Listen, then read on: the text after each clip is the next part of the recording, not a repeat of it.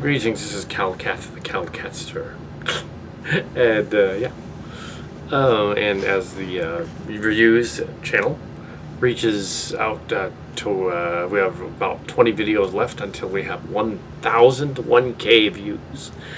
And in anticipation of that and other things on the reviews channel, 1K, we have released the 30th anniversary edition of Star Crackers, the original series, the original movie, all the bloopers, all the original 2-hour off the DVD blooper tape, and 4 hours of making behind the scenes footage, all of the tape, the whole thing is on the channel, so you can watch it. So I watched our original attempt at a fan film in the 90s, which predates the Blair Witch Project parody, the Mousetrap Project, called Star Crackers: A Sphere of Influence. Elements of it became the Space Vanguard's book series, Adam Brown book series, Kal Kat as well. Book series. Elements of it became Canary Space, the Distant Destinies that's mentioned on there, Canary Space. Some of it became Space-Time Eye. Some of it became Starship Locations. So this is like the story that launched the entire thing. So look at that, like, oh my gosh, that's where it came from, the whole thing. These guys that were, did the original 30 years ago. Oh my gosh, 30 years ago. Even looking back on it, I'm sure we'll have a whole retrospective when John returns for the 1,000th video, to have a retrospective thing and do a special and have when he comes back in the studio. But for now, I was looking back on this stuff, and we're going to put the commentary track up here so you can watch the commentary track. Because in the 24th anniversary version, we didn't have the... we neglected to include the commentary track. I don't know why. Also, it's funny that the commentary track said it's going to be in stereo surround sound, and it wasn't. It was stereo one channel, but it's not surround sound. But we have this 6-year-old now program, Photoshop 15, that we're using on a modern computer, a 2020 computer. But because Photoshop 15 will open our old files, so we have that on there, and we're converting them, and got around to Star Crackers. So I got around to Star Crackers, and I put up Star Crackers, converting the other ones. We'll convert Trans as well, and Trans 2, but later, as we're doing in the middle of Starship Locations season, the second season of the Fallen Ones, so we want to do that first. But in the meantime, pull some Star Crackers, have some fun with it. During the football game last Sunday, we just decided, I'll just convert these right now. Because, yeah, Star Crackers wasn't done in its full converted DVD release form on YouTube. Apparently, we forgot 6 years ago we were going to do it. The 24th anniversary is there, but not the 30th anniversary. It's the same video, though. It's the same movie. It does look better because it was interlaced at 480i, not 720i. And it we ran it through the converter, made it MP4 instead of MP3. I think it was MPEG MP3. Upconverted. Some of it makes it look a little blurry, but it is shot on video, so it's not like it's not going to look great because it was shot on video. Shot on shit, so it's not going to look great because it's our earliest fan film. Nothing really sticks out as a consternation on it. It went well. It took like additionally, originally the original version was 1992. There was a 1998 release on video, VHS, video cassette. Wow, video cassette, yeah. There was a 2005 edition where we got some of the cast back to do some line reading. And then a 2011 version, which we called 2012, but it was 2011. That's what these DVD masters are from. Which we couldn't get anybody back, so it was just me and Mark's Cards in the studio trying to imitate the other characters that didn't do their lines for whatever reason. And yeah, it does sound a little off, but yeah, it works. Yeah.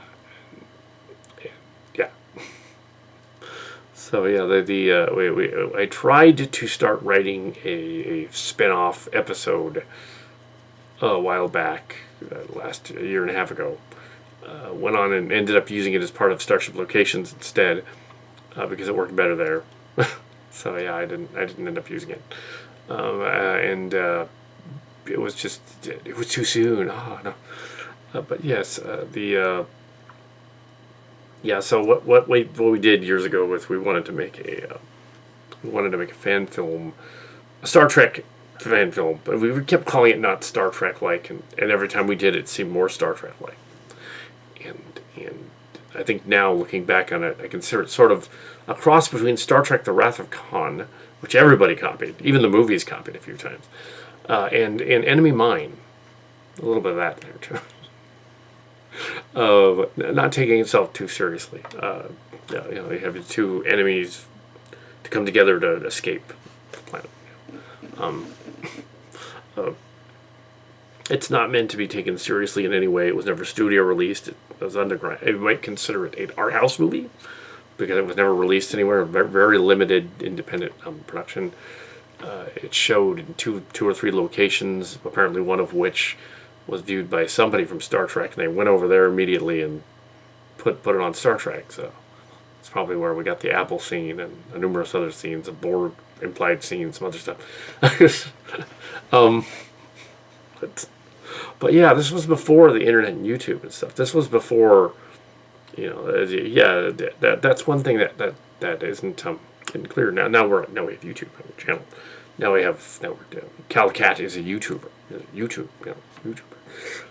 and puts up a total of maybe 5 or 6 videos a week in some form or another. Well, maybe 3 or 4, but technically if you count the other channel, which whenever we're doing a fan film, it's usually 3 or 4 videos a week. We'll do a review of something, usually Star Trek.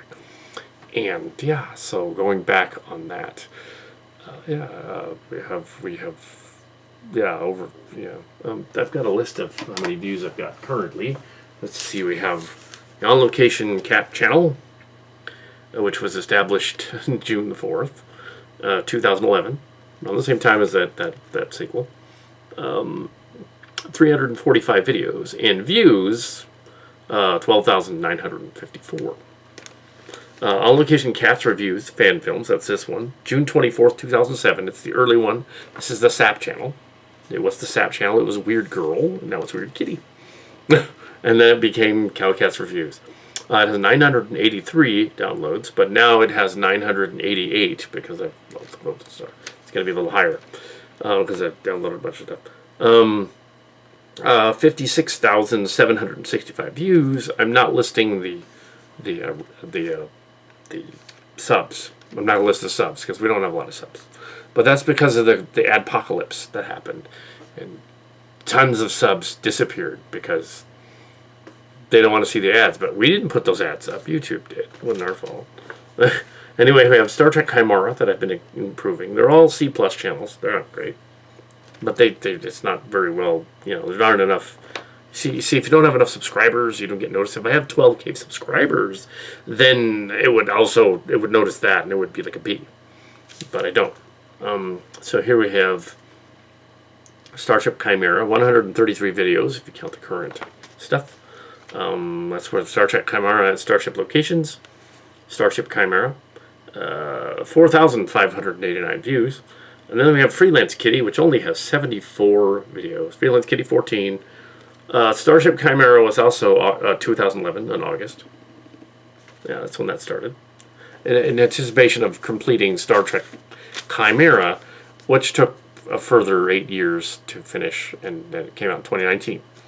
So it did come out. We've been able to release during the pandemic hiatus. We've been able to release 2 seasons of Alt Transformers Mush because there were already scripts that were written that we had sitting around, and we rewrote them, and of course Starship Locations, which is also scripts that were lying around and we modified. In fact, the second season is basically just us saying, well, we can do. It's basically saying, well, we can do these.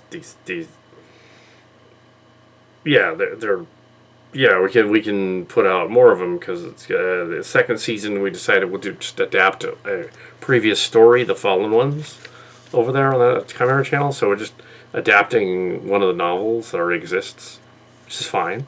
That's cool. Well, it was a good one. So It's very, well, not generic, but it's very topical, and yet Ancient Aliens spoof kind of thing. And that's fun. So here we have 74 videos for Freelance Kitty, 1,520 views. And then we have 3 smaller channels. We have Kitty Cat from May of 2014, the Silly Kelly Piedmont channel from January 2013, and the Kit Fillet channel, Anouk, from 2019 June. I don't think that Anouk is actually still running it. It looks like it's Cowpoke that's running it, but he hasn't put up anything since then. I don't know. Anyway, so yeah, needless to say, we're not that famous, but we have a lot of views. So when we go to conventions, and we will return to conventions when they let up all the other stuff. We return to conventions, and they know us when we go there. We go to Fanime.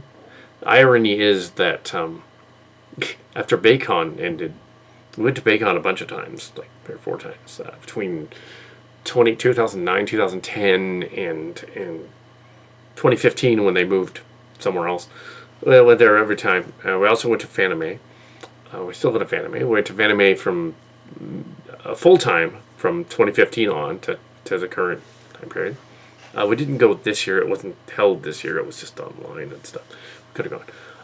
Looks like they are reopening it, but we didn't want to risk it. So the next year will be at Fanime. And yeah, they know us. There are people at Fanime, and what was called Silicon Valley Comic Con is now called Silicon, because they got in trouble because they called it Comic Con and it's not Comic Con. They got in trouble. Adam Savage is running that. So now Wozniak is no longer running that. But yeah, they know that they're familiar with Kal Kat, which is awesome. That means that we have a potential cast out there. We also have a potential gaming cast out there, but have not been able to do the online game yet. So yeah. Not yet. And there's several technical difficulties to overcome, you see.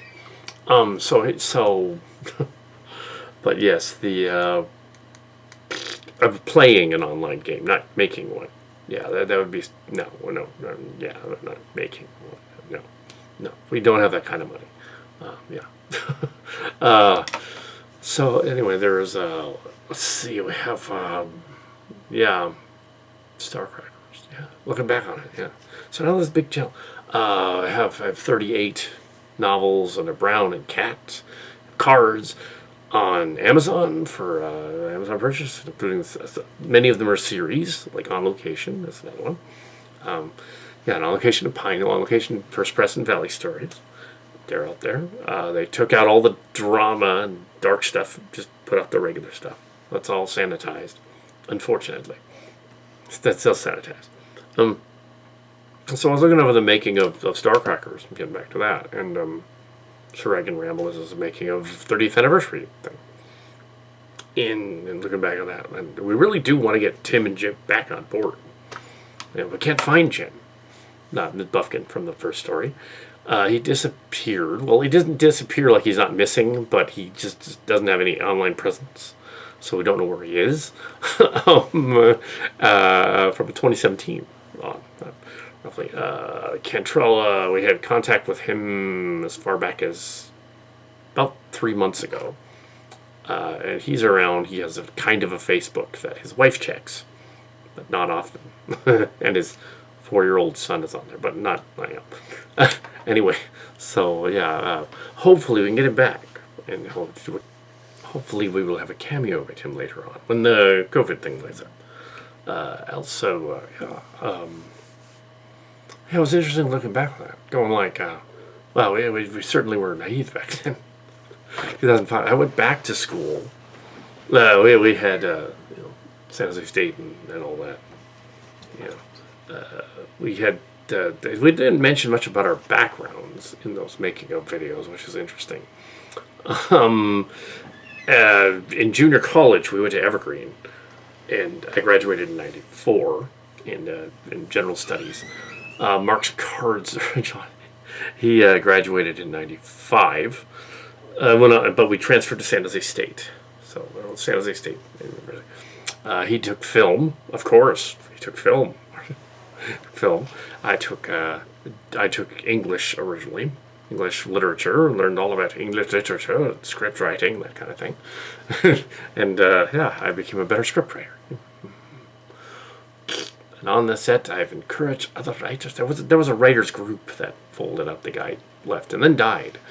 It was a coincidence. After from COVID or something, related conditions. But there was a writing group. There were a bunch of them, and they were doing stuff and coming up with ideas that eventually some of them became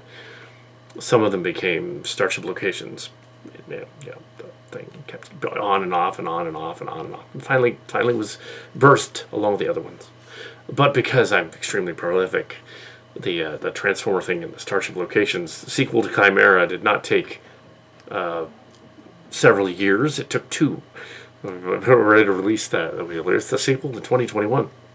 So yeah, and it's a 7-part sequel, like a Netflix series, but it's not. So some location. There were so San Jose State. Mark Scards then went back to film school in 2004 to 2008 roughly, and he didn't end up getting his film internship. So yeah, he didn't technically finish, but neither did Kevin Smith, and he's a director. So anyway, so yeah, a lot. Yeah, there's other directors there, but but I did a second degree, and it's in journalism. I did very well in journalism, and also editing. And since I never found a editor, never found a proofreader person. My father's suggestion, like late father's suggestion, was, why don't you just become your own editor and edit your own stuff? So I did. So I'm my own agent for myself. But I don't know whether that works or not. Yeah, your own worst critic. So yeah, it's not credentialed though, not officially. No, I can't be an agent for other people, but I can give them advice, such as if you don't know how to type with keyboard, learn how to type with keyboard. That's the main thing. Learn how to type. I know they have all these ads and like agencies all over the place saying like, oh, they can type up your essay for you or whatever, or learn to do this other thing for you, and don't do that. Just learn how to type, or find some form of typing that works. And if writing a story script is very difficult to the point of you can't do it, maybe writing's not gonna work. Maybe you use Dragon Naturally Speaking or something, some other form of dictation instead. You can come up with it that way. You don't need to write it down. You can dictate it. Then it'll put it up on the screen. Of course, there's always come up with issues with that kind of thing, but yeah. Learn how to type. Learn how to type. I learned how to type doing typing up a grandmother's old novel, officially. Yeah, years ago, 2003, 2004. We kept doing Transformer things the whole time, and sequels to our Blair Witch parodies, and a very bizarre Teddy Ruxpin one, because that was mentioned on the Starcrackers commentary. They should do a Teddy Ruxpin one. So I did a Teddy Ruxpin one with a Teddy Ruxpin that I got at the flea market. But not in space. He was never actually like a giant Teddy Ruxpin alien like in Silly Trek. And what's funny about that, out of context, in context, is that if you look up the Iliop mystery and the Iliop adventure or Contact, something like that, there is a Star Trek The Next Generation spec script floating around, which is literally Silly Trek. It's not us. Somebody else like thought of a similar idea, but it's so close. It's like, yeah, the Enterprise D fights a giant Teddy Ruxpin cyborg. That's what we did too. Well, we couldn't film that. It just sounds cool, but we couldn't film that. Our Best of Both Worlds thing is on the commentary thing, our nod to Best of Both Worlds, me playing all the characters that you recognize now on the Kal Kat show as various hybrid characters. There's the Carrie character, who was inspired enough years ago that Star Trek Voyager, Lieutenant Carrie. It's Lieutenant Carrie. It absolutely is that guy. Which is why they didn't see him that much, because then they would have had to pay royalties to this random guy in Milpitas. And they didn't want to do that. So they're all, let's just have him mentioned like 3 or 4 times and never again. Because we totally nicked it from him when we went to that convention event years ago and heard those kids talking about it, and we just copied it. Yeah, that's what happened. Adam Bertman was there. Rod Roddenberry was there, and he had a three-legged dog back in the day. Rod Roddenberry, Eugene Rod Roddenberry, Gene Roddenberry's son, and a bunch of other people of Justman and Thies and all those guys, everybody. We were involved a little bit. We were involved, but a little bit, a little tiny bit. Yeah, nothing weird though. Nowadays they just copy us wholesale. Nowadays they have Star Trek Discovery where they're like the Red Angel shows up. It's like, really, guys? Okay, you definitely saw Starcrackers. There's no other Red Angel anywhere else. But now Star Trek Red Angel. Wrong character. They got it wrong, but it's got the same name. In Starcrackers 1992 and 2012, the version of the Red Angel is a star system. A star system with a halo around it. Like it's a new star system. It looks like a new star system, like it's still got like dust and gas around it, but it's actually an old star system, and the dust and gas is from aliens blowing each other up, and it's spheres in the middle and the maelstrom thing. And it's the story that Mark Skars was trying to create over years and years and years, the Maelstrom story, of which we did the Maelstrom Fallen Ones sort of crossover joke novel that I put out that was based on the Star Trek thing and the Canary Space story that was rejected. I put those two. There was two stories that were rejected, and I put them in there as the beginning of this story for 18 minutes. And I was like, yeah, it doesn't really work. Anyway, so these two rejected stories were done as a remake of the Fallen Ones, which is a really cheap way to just take a previous story and just mess with it. Calavito blogs that were like heavily rewritten into Starcrackers. It really didn't work. Probably should take it off the Amazon account, but now I'm gonna leave it there because it just doesn't work. It's not Maelstrom. Maelstrom Fleet is not canon. It's not canon. Yeah, and then it's not canon. We still technically can't do a dog man or a lizard man. So we have Esto or Telmorellian or Esto Terrellians, the Norse card's name that they cribbed somehow from our high school. The Borg. The cybernetic zombie plague guys. Ooh. The other plague guys, the Phage from Voyager. I think it's because we went to a lot of Star Trek conventions. That's got to be where they got it. And we just talked about that stuff all the time. Probably just overheard us. There's probably just people in the know that were there. They overheard. We went to all those earlier conventions. We were there. That's probably what it is. Oh, let's just do what these kids thought of like last year at the convention. Star Trek-y convention, yeah. Let's just do that. Anyway, so that's okay though, because yeah. but yeah, the Starcrackers, and we kept trying to say that Starcrackers wasn't really Star Trek. It's not really Star Trek, and every time we did try to go further away from it, it was Star Trek. It was always Star Trek. A little bit of Star Wars now. But yeah, so we have Carrie and vis-a-vis vis-a-vis we have over there some Gemeld characters ended up Gemeld was a gamer. Some of his characters ended up on lower decks, but they acted like silly track characters. So we've got Boimler, who's one of mine, who they copied from one of my stories from the space thing. The Space-Time Eyes. At least somebody's reading it. I didn't think, if somebody's going to read it, why not a Star Trek guy? He's in that. I think his name is spelled differently, just for copyright reasons. But 10D from Lower Decks is Sandy from the Silly Trek. Okay, it's Sandy. The captain is basically Libby. It's like, okay. So yeah, and Henderson is the first officer, as Mark Skars pointed out upon watching some of the first episodes of Lower Decks got around to it. He's like, oh my god, the guy's Henderson. It's literally Henderson. It's like, yeah, he's Henderson. The cyborg guy, though, is a Gameld character. It's a Gameld character. As well as Tendi being an Orion is a Gameld character. But she's not called the same. They made her act like Sandy. Which is fine. Yeah. And we never could get Sandy to be in Starcrackers. She didn't want to. She was like, no, I don't want to do that. Same reaction from several of the other members over the years.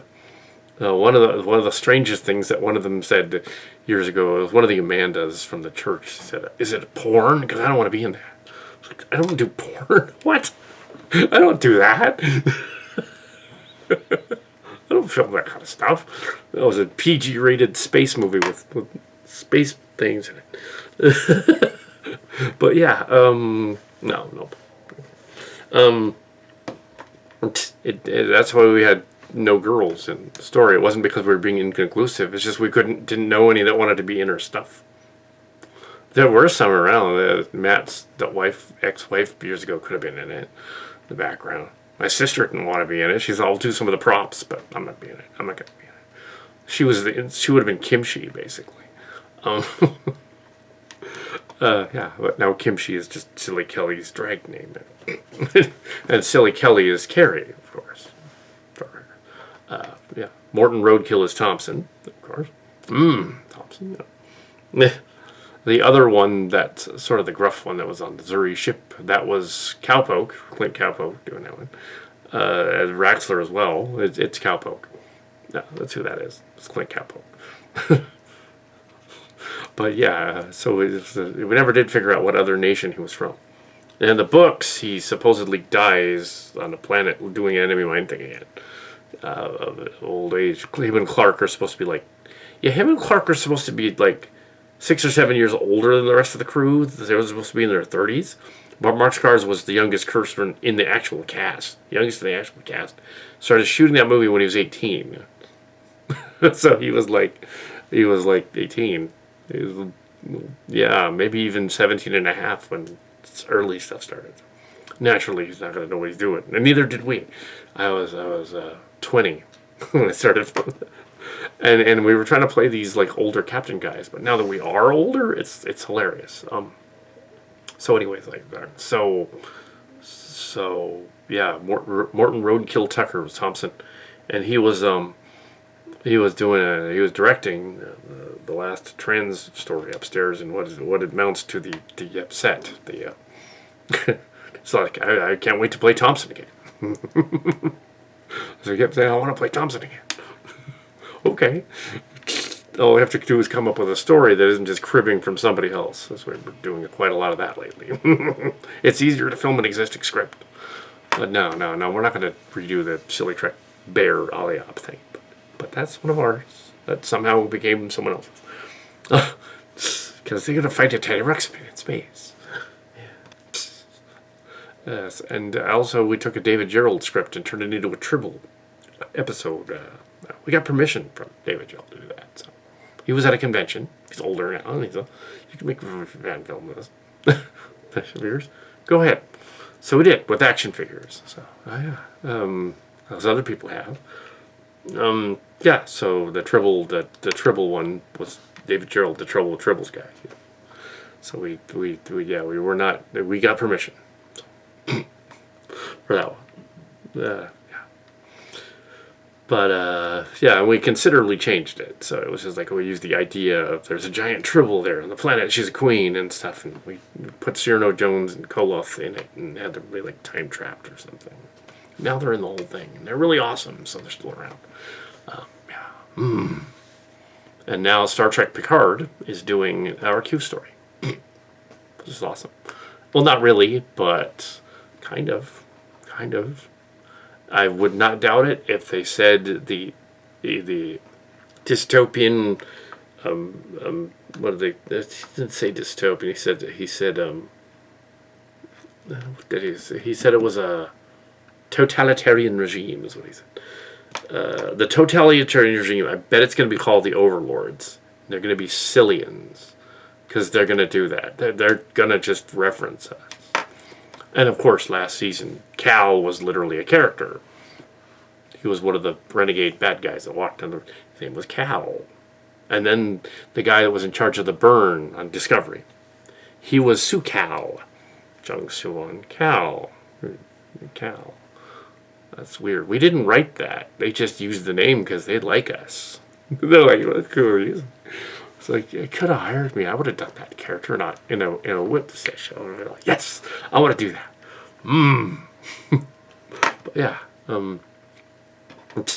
we did improve the third season by putting it in the distant future. But yes, a little too far into the future. But oh well, maybe they'll get back. Anyway, so we have, yeah, Starcrackers, the 30th anniversary. We learned a lot from film schools and stuff. Yeah, we never did that story. And in the Morton Tucker Roadkill character, the Roadkill, he comes from what would have been a evergreen era fan film story. We were gonna do where he was a bum, because there were all these people living in the creek and stuff back then. We thought, like, it would be funny, so we did like a story with this bum guy. It's sort of like a remake of the McDonald's Massacre that we never filmed. And in the remake, he is already out of the pizza place he used to work. It's a pizza place in this version, and he goes on a killing spree because he's a splatter comedy kind of guy. And he eventually gets run over and he becomes the road pizza. So that's the joke. It's like, okay, no, we didn't end up filming that. Yeah, John's film teacher back then said, no, we're not doing that, and your friend can't because he's not in the class. Oh yeah. Something similar happened on the set of Prospectors, Star Trek Prospectors. There was a similar story idea, and there was also the the dedication stuff was later. All right, there was a similar story idea. Involving Starcrackers Prospectors, the spin-off of the storybooks, which became Space Vanguard's Prospectors, in which we moved everything back. We keep moving the dates and years and stuff around. Since I was in the journalism department, and mass comm and stuff, and journalism, and learning to be a blogger and stuff, because I figured it isn't just magazine journalism that I wanted to major in, because I figured magazines were on their way out, and they kind of still are. They're sort of like in and out, in and out. There are still magazines, but it's very hard to get on one. And an earlier teacher, years earlier in the 90s, said, don't work for a tabloid because you'll never work anywhere else. But considering that my internship was at a tabloid 10 years later, yeah, you'll never work anywhere else. But I don't mind having worked for a tabloid. That's fine. It was an internship. John didn't get his internship. But there was a possibility. I went to my professors and I said, can we talk to the professors over at the film department? Take my best friend in the film, do a fan film with them. And they said kind of the same thing they did at Evergreen. It's like, you're not in the film department. You can't do it. Psst. You want one?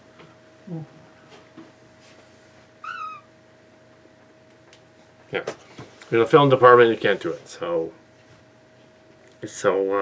we ended up not doing a fan film in 2005. Would have been a short film with the characters. They would have been at San Jose State. It would have been a Starfleet Academy type of thing, and they would have gone there, and it would have been like Carrie and Thompson and stuff. Now we can do something like that. So we don't have any ideas yet. We have to brainstorm later. But you know how prolific I am. And I come up with something. I mean, that rewrite of that Tribble script took 3 weeks. That was it. Screenplay, 90 minutes. There. It's done. Ready to go. Maybe 2 weeks, actually. 90 pages double spaced. Done. Go. Film a movie. I've actually, the Word program can't keep up with the typing speed. I don't know what the typing speed is, but usually with errors they take some out, but it's got to be pushing 90 words a minute, something like that, probably. But so we'll have to discuss the Starcrackers later, his story, but there would have been a short story, and there was a spaceship, the shuttle concept, and all that. Nope, nope, you're not in the film department. Yeah, we will. The journalism department doesn't talk to the film department. Not even in the TV angle of it. They had the TV professor in it. Well, if they made it a TV program, then it would work. But they didn't do that. But there's this new thing called back then it was called MySpace. You go on there and put videos up on there on this new thing called MySpace. And then Facebook after that. Wasn't long before 2006, 2007, and the release of YouTube. Something called YouTube. I said, ooh, we can actually put our nonsensical, useless stuff online for all to see. That my sister's family was interested in. That they wanted to do. They started out doing these crazy YouTube channels called SAP1 Productions for their names. Sparkle, Alex Pop Productions. SAP1 Productions. And became the YouTube sensation of Kal Kat. The Kal Katster, stolen from SNL. He's never been on SNL. I think we've probably been imitating them since the beginning, since the New Year's radio sketches and stuff. So, the failed child star gimmick thing.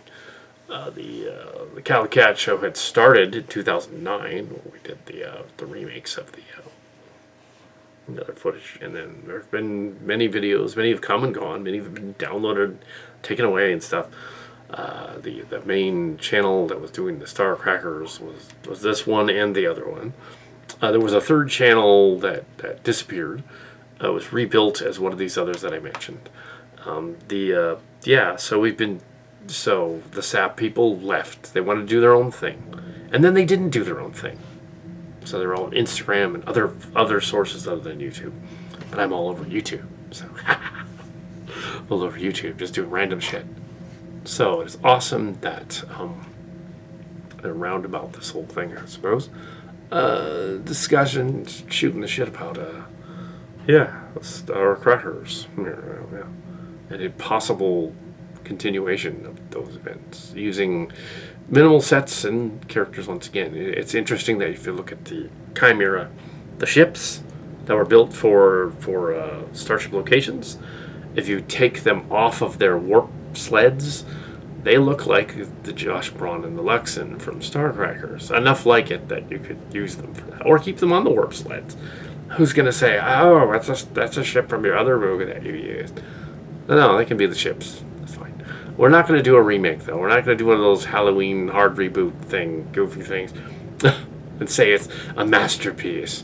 I think the whole idea of what made Star Crackers fun was that we didn't take what we were doing all that seriously, although Mark's Cards did, especially that blooper where I barfed in a shirt very similar to that. And yes, there was a scene where I was supposed to drink this liquid. It was the fizzy soda pop. It's sitting out in the sun. It was Coke mixed in with orange juice and a little bit of the gag was that the other stuff was fizzy because it was like baking soda. We weren't supposed to drink the baking soda one. Of course, yeah, I did. No, but they put them both out there and they grabbed the other one and I went, and I chugged it. And then I was just about to go, and he immediately cut the tape because he's like, oh, I don't want that in there. Like that was the best blooper in the movie. He nearly barfed all over Tim. Oh, but yes. And we had fun doing those Blair Witch parody things, Mousetrap Project things. It looks cool. I was just watching that. I was watching the space alien one and the other one and the Teddy Ruxpin one, and they're like, "This is actually really, really cool. We could totally do a Star Crackers. It would be not even that hard. We could just like, I don't know. We could just like, you just say Thompson and Carrie go down to Desiree or something, and they're on the planet. So not an update of Space Vanguards, an update of a spin-off, a story, or something with some of the characters from Star Crackers in it. We could do that. That's entirely feasible now with new technology. And just to be cheesy, it should be the space effect should be like practical go motion post group effects like they always been. But like the cheesy model going, and you can literally see the hand armature holding the model. Should we actually find out what the spacing of it? Actually, what we probably should do, instead of like we have Paradise story, Star Trek Paradise on Carrie's ship, we should do Maelstrom. Finally, actually do it. Do Maelstrom. We should just do it. Because we don't have a lizard alien or a lizard mask, but I think if it's just a crew on a ship, we could do that. Yeah, we'll see. We'll see what come up. That's what we said 10 years ago. No, I think it could be done. So Starcrackers, yeah, we learned a lot about filming and productions and stuff, and all different cameras. We've been through several cameras since then. I think the current ones we're using now are the what is it? What is that thing? 700? Yeah, and the other one's an 800. Canon Vixias is what we use now. Ooh, yeah. The HF 800 to 700. They have the same battery pack, so I wanted them together. Understand they have newer ones, and yeah, The original camcorder that was shot, that movie was shot, was one of those mini DV Betamax camcorder. It was a Betamax which could be plugged into a VCR, like a mini video. Is what a mini video is. What mini DV, not DV, mini video VHS camcorder, similar to Betamax, but I don't think it directly was. And it was clunky, and we broke it on the premiere of the Kal Kat show. And for some reason, when we threw it, it still turned on afterward. We tried to do it again. It didn't work. Yeah. But yeah, we've since dropped other cameras during the Chimera thing. Those rolled down the stairs, but it didn't damage them much. So they still work.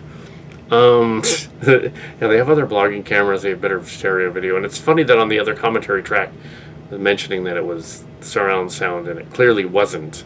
It was mono almost. It wasn't stereo. And the mic was really cheap. You can tell in the making of the mic is really bad. I don't know what I was thinking, but I did update. So when you look at these, they're not interlaced 780. They were never 720i at all when they were interlaced. They were more like 480i. So I updated them to 720, and there's a little bit of blurring, a little bit of artifacting, but it is shot from video, and it was not HD. It was not meant to be HD. I did not change the aspect ratio because that's silly. So this version was updated. So Starcrackers, we still kept the name, we still kept the characters. They're still ours. We can still do whatever we want with them, and why not do something with them?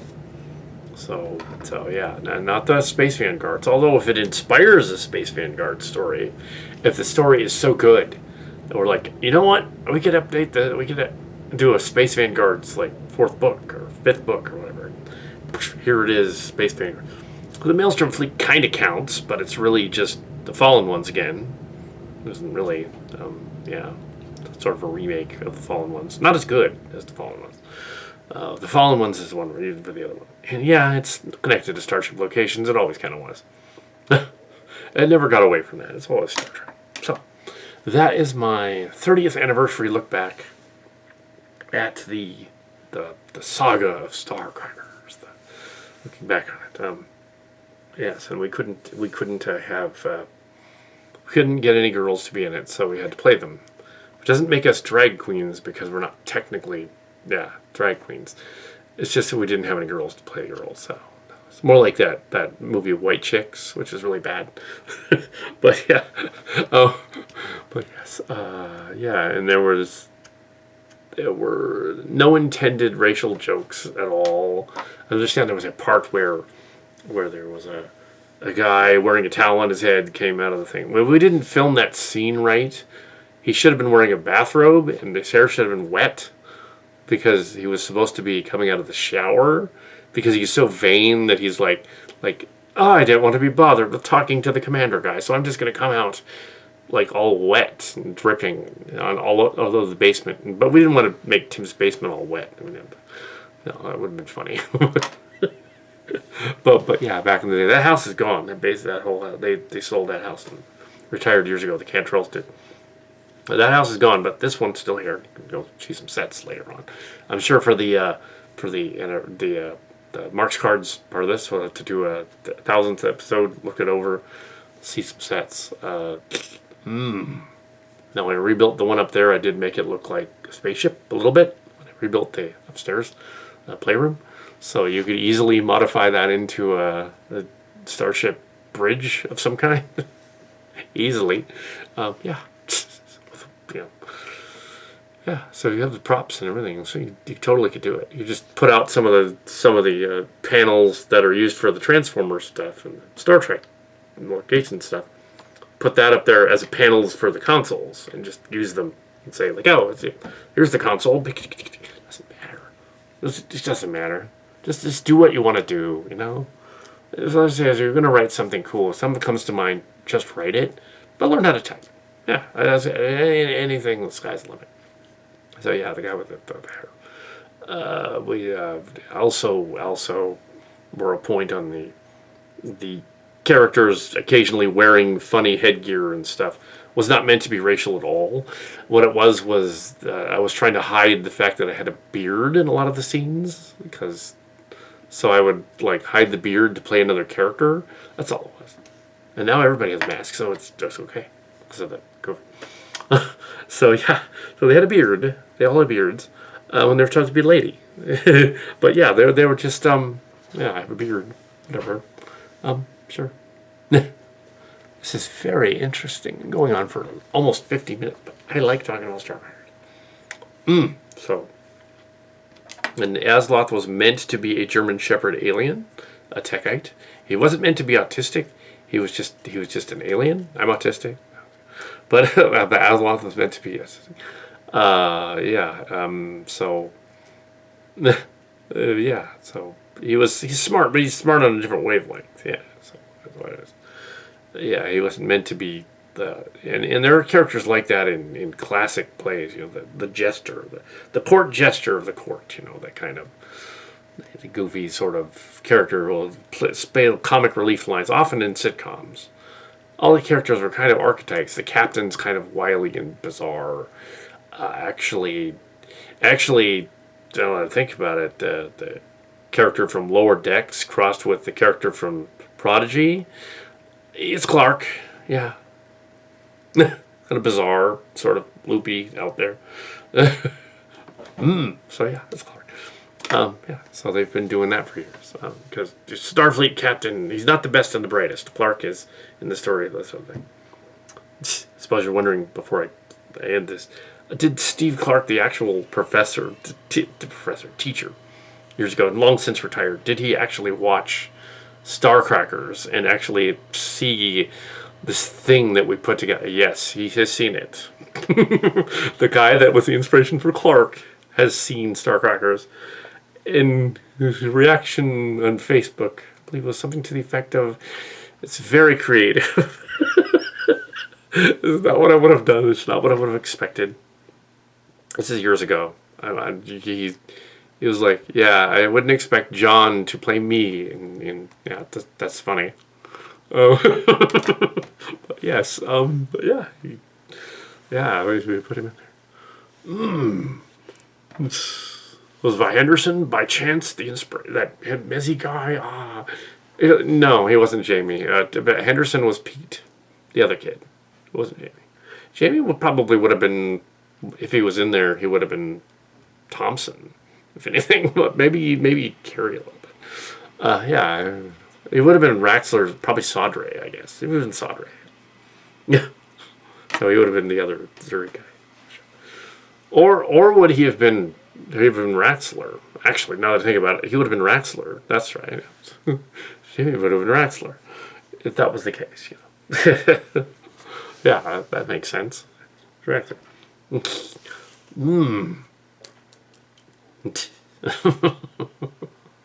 Starcrackers. The Sphere of Influence. I thought that was a really cool title. They mentioned the spear builder, spear maker guys in there. Say, "Oh no, you're ripping off Enterprise." Oh, somebody's going to comment that. No, the other way around. Last season of Enterprise, we were involved. Yeah, that's why it was good. Other seasons sucked. Yeah. Anyway. They knew. And see, that was back in the day. We weren't paid. No, we were just involved. Conventions, you see. They would talk to them.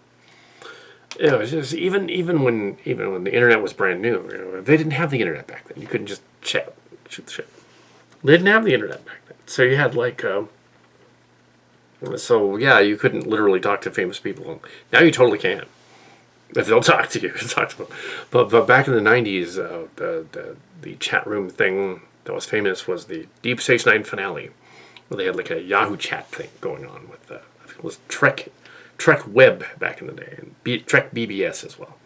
And they had a connection with Ron Moore and the guys that were doing Deep Space Nine, and I was on there.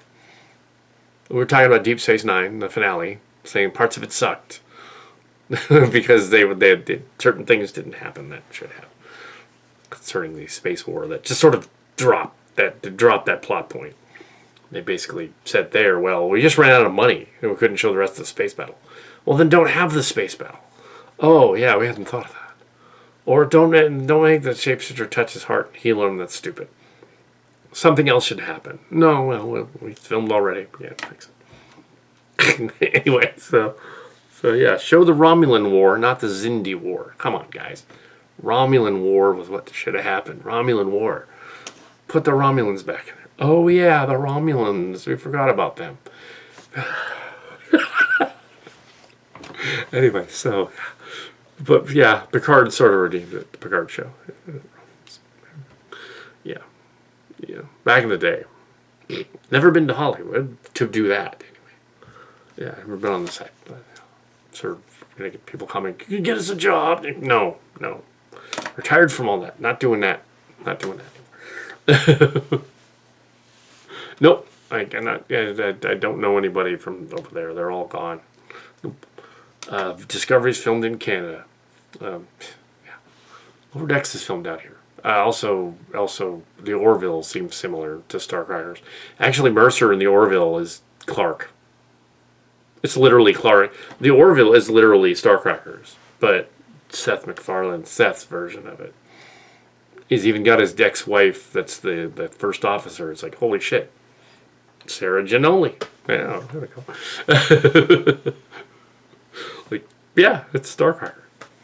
The Orville is Starcrackers. Yeah, so it's been done. We'll do it again. We'll come out and say, like, this is our version. This is what we've done. Now that I'm well over 50. Why not? There's some things we would have done differently. I'm not going to reboot it. The original is the original. We're not going to do like those Halloween and Scream sequels and stuff. Just redo it. No, it would be a sequel. It would just be them years later. And we want to get everybody on board. So we want to find Tim and put him in there as the and we got a juicy part for him. Like Tim has to play like the Oracle in Batman. So he's at a computer console and he's like directing the action and stuff. That would be awesome. He'll do it. He'll be like, yeah, that'd be cool, dude. Oh, so I'm like a super hacker. Even though I'm totally not. I don't know what I'm doing. But it'd be funny in the story. Whoa. So yeah. So we'll have to do that. So you're watching, it's about the 30th anniversary of doing this fan film years ago that we had no idea what we were doing when we were 20. Sure. Yeah, that's it for now, but there's gonna be more on lots of channels. 1000th review video coming up.